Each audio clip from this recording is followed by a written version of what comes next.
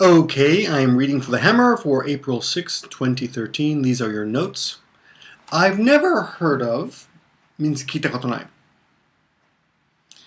I've never heard about, we don't say. Some people say it, but it's not the most common. I didn't hear about is news. So for example, did you hear about? Ne ne ne kita? Did you hear about? It could be somebody's news. Did you hear about Yukari? Did you hear about Maggie? Did you hear about my new job? Did you hear about North Korea? Did you hear about President Obama? So some news. Have you heard about, or have you ever heard of, I'm sorry, have you ever heard of means 聞いたことある. So if I ask you, have you ever heard of, for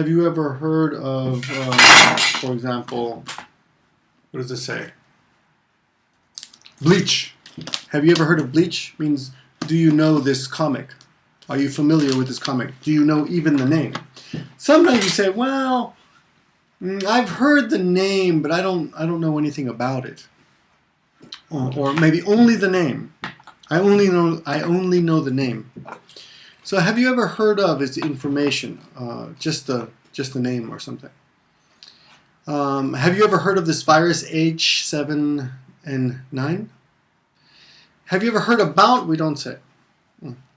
If the speaker knows nothing new about a subject, but he wants to know more, he would say, have you heard anything new about, for example, North Korea?